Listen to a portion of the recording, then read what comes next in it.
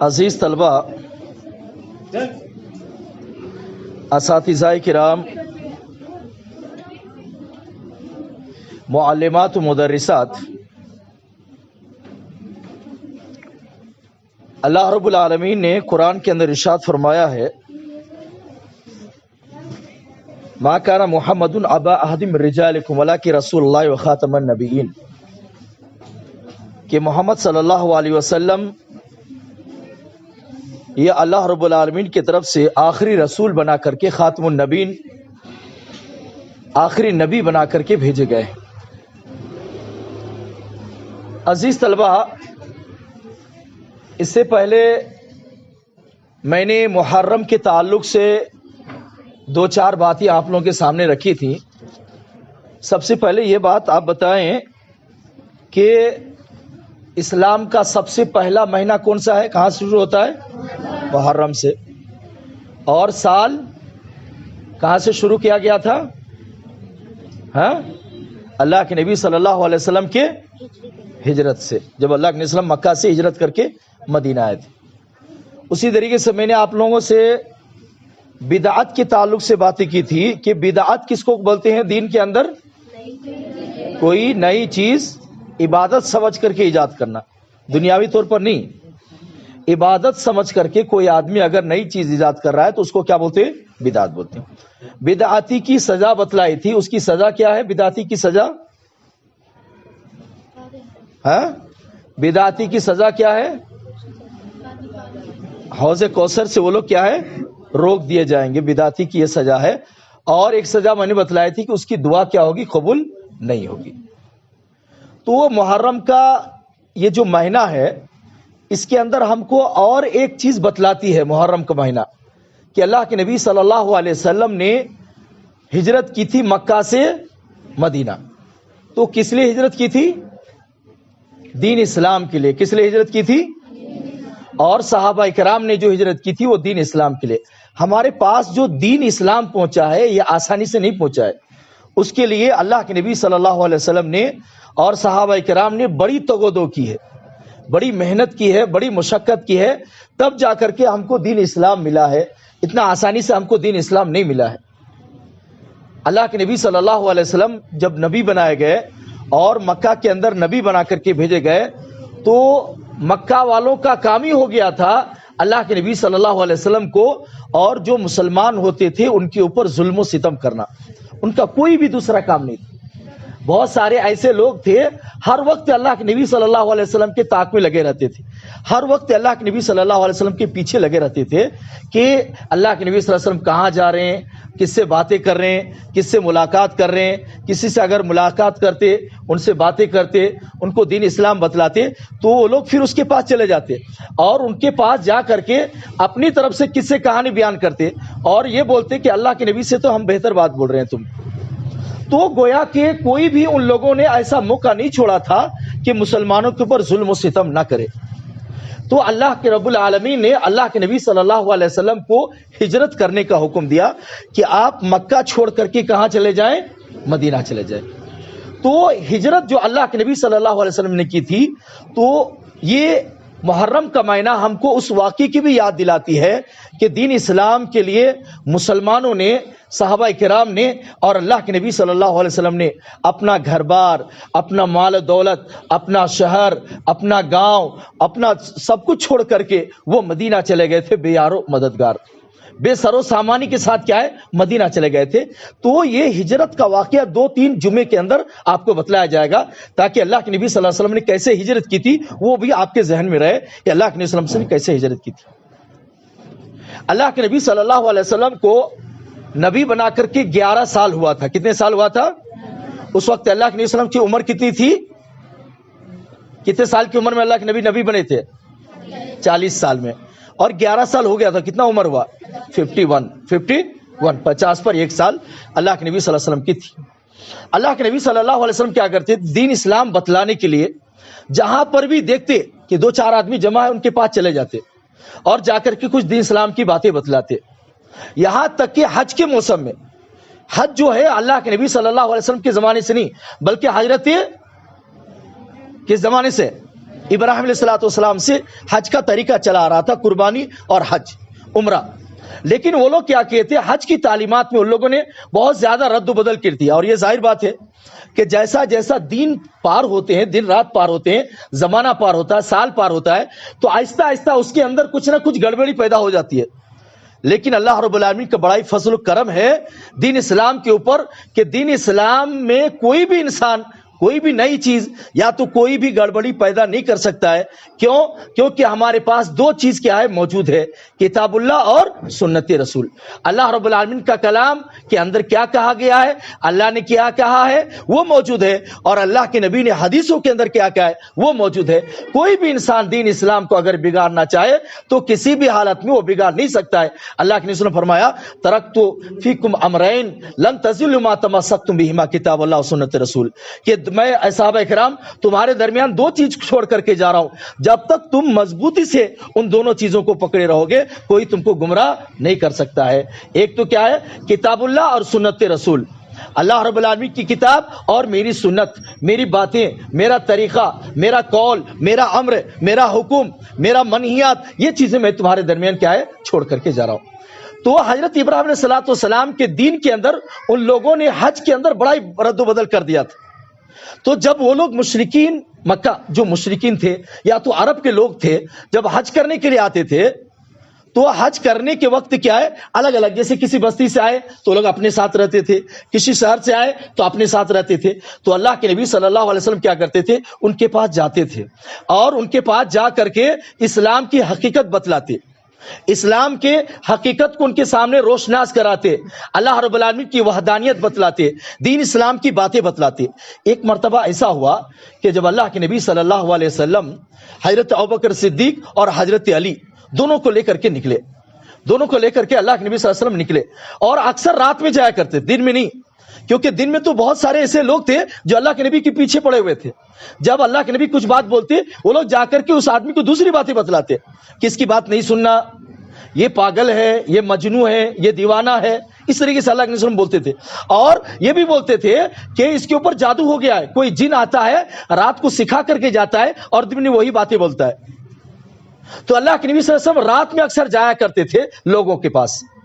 ایک مرتبہ حضرت علی اور ابوبکر صدیق کے ساتھ جب جا رہے تھے اللہ کے نبی صلی اللہ علیہ وسلم، تو مینا کی گھاٹی میں، جہاں پر مینا آج کل جہاں پر قربانی کرتے ہیں اور مینا کے میدان بیٹھتے ہیں، تو وہاں جو گھاٹیاں تھی، وہاں پر جو جگہ تھی، تو اللہ کے نبی صلی اللہ علیہ وسلم نے وہاں پر کچھ نوجوانوں کو، مدینے کے 6 نوجوان تھے، مدینے سے آئے تھے وہ لوگ حج کرنے کے لیے، اور آپس میں بیٹھ کر کے باتیں کر رہے تھے. دیکھیں یہاں سے اسلام کیسے بدل رہا ہے اور یہاں سے کیسے ٹرننگ لے رہا ہے اسلام، جو ظلم ستم مسلمانوں کے اوپر ہو رہا تھا وہ کیسے ہٹ رہا ہے.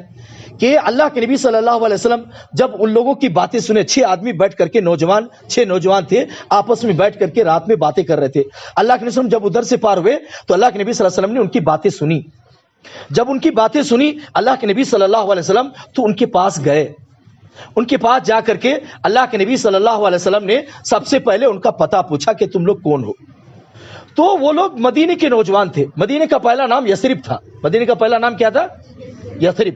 اللہ کے نبی صلی اللہ علیہ وسلم جب مدینہ ہجرت کر کے آئے تب اس کا نام مدینہ الرسول پڑا، جس کو ہم لوگ یعنی مختصر طور پر مدینہ بولتے ہیں. اصل اس کا نام کیا؟ مدینہ الرسول ہے. اس سے پہلے نام کیا تھا اس کا؟ یثرب نام تھا. تو وہ 6 نوجوان تھے یثرب کے.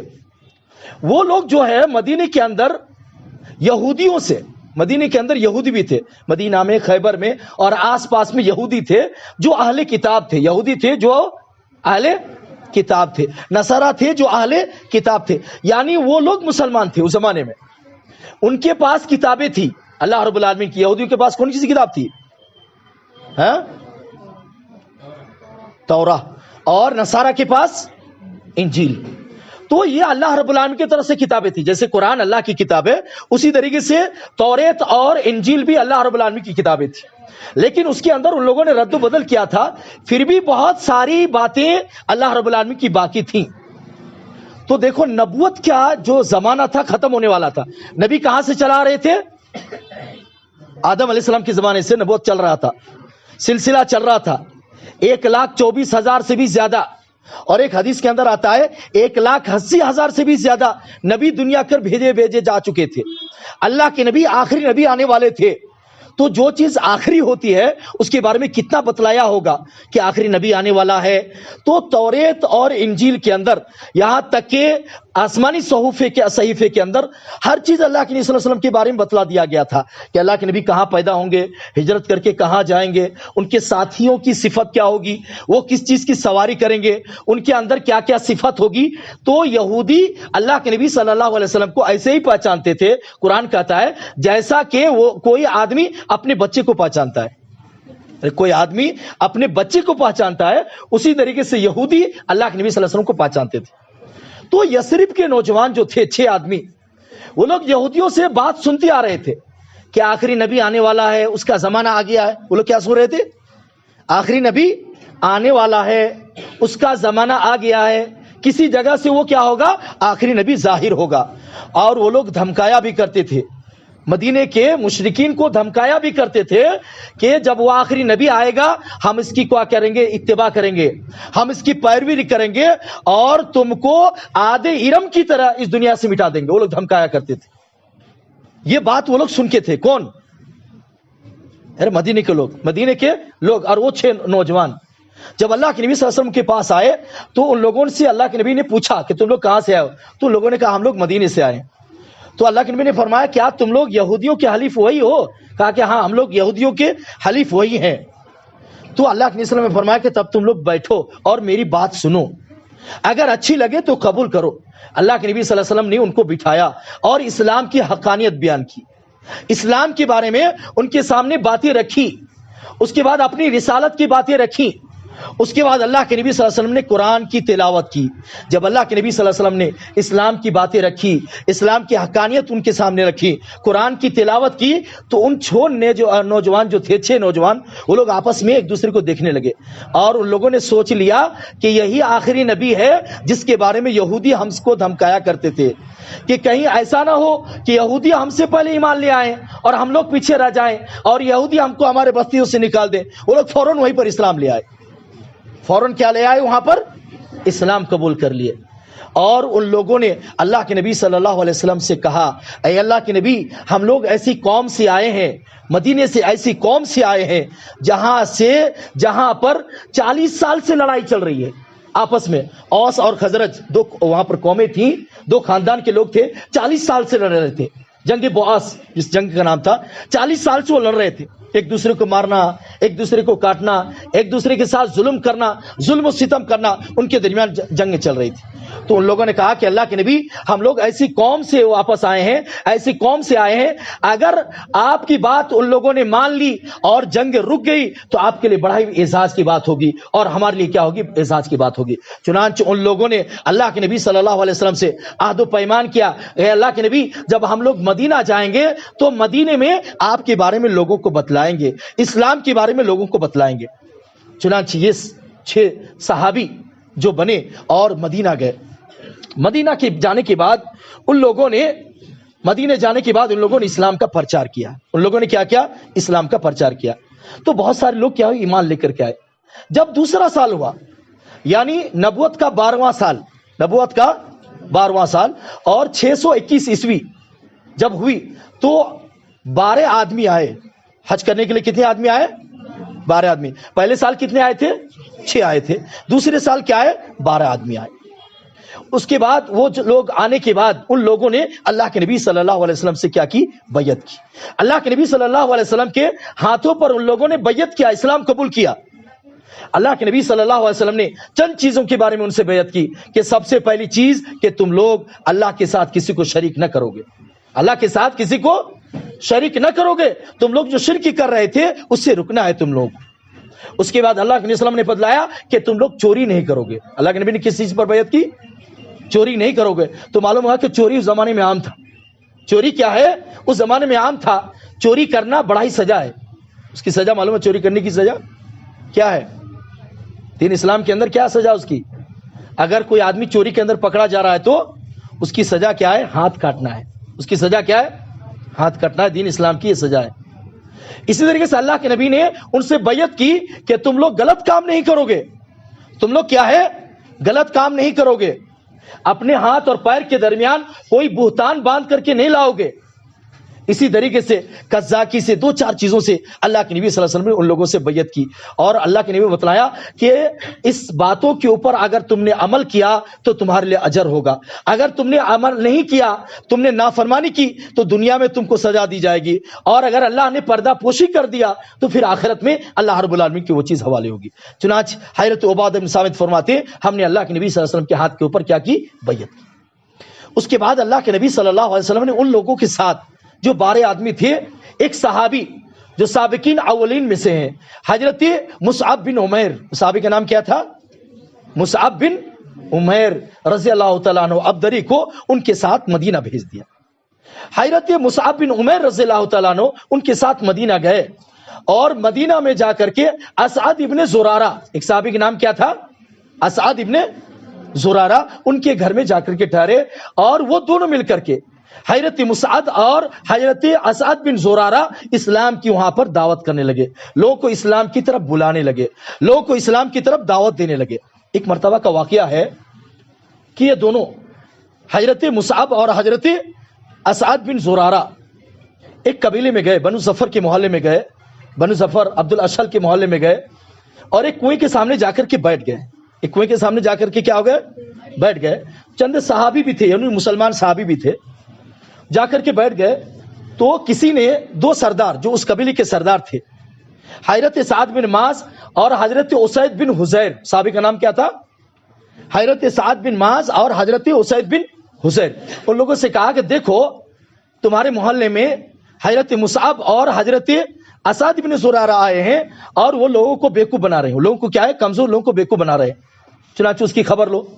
تو حضرت سعد نے کہا کہ جاؤ, اسید کو کہا کہ جاؤ تم ان کی خبر لو, وہ میرے خالہ کے لڑکے ہیں, اسعد بن زرارہ جو تھے ان کے خالہ کے لڑکے تھے. کہا کہ تم ان کی جا کر کے خبر لو کہ وہ لوگ کیوں یہاں پر آئے ہیں اور ہمارے کمزوروں کو بیوقوف بنا رہے ہیں. یعنی وہ لوگ یہ سمجھتے تھے کہ اسلام قبول کرنا, اللہ کی دعوت کو قبول کرنا, یہ بیوقوفوں کا کام ہے. چنانچہ حضرت اسید فرماتے ہیں کہ اپنا لاٹھی لیے اور عصا لے کر کے ان کے پاس گئے, جا کر کے ان کے پاس گئے, اور سب سے پہلے انہوں نے کڑوی باتیں کی, ان لوگوں سے کیا ہے, گالو گلوچ کیے, کڑوی باتیں کی, اور بڑا سخت کلام کیے. تو مصعب بن عمیر نے مصعب بن عمر کو حضرت اسعد بن زرارہ نے پہلے کہہ دیا تھا کہ تمہارے پاس ایک ایسا آدمی آ رہا ہے کہ اگر وہ اسلام قبول کر لے گا تو اس کی پیچھے پوری قوم ہے وہ بھی اسلام قبول کر لے گی. تھوڑا اچھا سے بات کرنا اور سچائی سے بات کرنا, کوئی جھوٹی بات نہیں بولنا. تو حضرت مصعب بن عمر نے کہا کہ ایک کام کیجیے, آپ بیٹھیے, میری بات سن لیجیے, میری بات اگر اچھی لگے تو قبول کر لیجیے, اگر اچھی نہ لگے تو مت قبول کیجیے. تو حضرت مصعب بن عمیر نے ان کے سامنے اسلام کی پیش کیا. اس کے بعد قرآن کی آیتیں تلاوت کی. حضرت مصعب قرآن کی آیتیں تلاوت کر رہے ہیں, قرآن کی آیتیں پڑھ رہے ہیں, اور ان کے چہرے سے, اسید بن حذیر کے چہرے سے معلوم پڑ گیا کہ یہ دل ہی دل میں خوش ہو رہے ہیں, اسلام قبول کریں گے. اللہ رب العالمین کی باتیں سن کر کے, اللہ کی کلام سن کر کے ان کے دل کے اندر اسلام کی روشنی جاگ رہی ہے, ان کے چہرے کے اندر چمک دکھائی دے رہی ہے. انہوں نے پوچھا کہ جب کسی آدمی کو تم مسلمان بناتی ہو تو کیا کرتے ہو؟ کہا کہ سب سے پہلے تم کو غسل کرنا ہے. کیا کرنا ہے؟ غسل کرنا ہے. اس کے بعد کپڑے پہننا ہے, اچھے کپڑے, پاک کپڑے پہننا ہے, 2 رکعت نماز پڑھنا ہے, اور اللہ اور اس کے رسول کی گواہی دینا ہے. اس کے بعد وہ مسلمان ہو کر کے واپس آئے. جب واپس آئے تو حضرت سعد بن معاذ جنہوں نے ان کو بھیجا تھا, حضرت سعد بن معاذ نے دور سے ہی دیکھ کے کہا دیا, ارے یہ اسید تو دوسرا گیا تھا, واپس آ رہا ہے, وہ اسید نہیں ہے. اس کے چہرے سے معلوم پڑ گیا کہ وہ اسید نہیں ہے, وہ بدل چکا ہے. چنانچہ حضرت اسید بن حذیر آئے اور انہوں نے آ کر کے کہا کہ میں نے اس کو کہہ دیا ہے, میں نے ان کو کیا ہے, کہہ دیا ہے. لیکن مجھ کو یہ بات معلوم پڑی ہے کہ بنو حارثہ کے لوگ تمہارے جو خالہ کا لڑکا ہے اس کو مارنے کے لیے آ رہے ہیں. اس کو کیا کرنے کے لیے آ رہے ہیں؟ اب حضرت سعد کے خالہ کے لڑکے تھے, بھائی تھے. اب ان کے دل میں رحم پیدا ہوا, بولے کہ اچھا ان کو مارنے کے لیے آ رہے ہیں, میں جا کر کے دیکھتا ہوں. جا کر کے وہاں گئے تو اطمینان سے وہ دونوں بیٹھے ہوئے تھے. کون؟ حضرت مصعب اور حضرت اسعد, یہ دونوں بیٹھے ہوئے تھے. پھر ان سے بھی وہی باتیں ہوئی. حضرت مصعب نے کیا ہے وہی باتیں کی, قرآن کی وہی تلاوتیں کی, دین اسلام کی وہی حقانیت بیان کی, دین اسلام کے اور اللہ کے نبی کے بارے میں بتلایا. انہوں نے بھی کیا کیا, ایمان قبول کر لیا. اور ان کے پیچھے جتنے بھی لوگ تھے ان کے خاندان کے لوگ, شام ہوتے ہوتے ہوتے سارے لوگ اسلام کے اندر داخل ہوئے. تو حضرت مصعب بن عمیر کی جو دعوت وہاں پر تھی مدینے کے اندر, 1 سال کے اندر کوئی بھی گھرانہ ایسا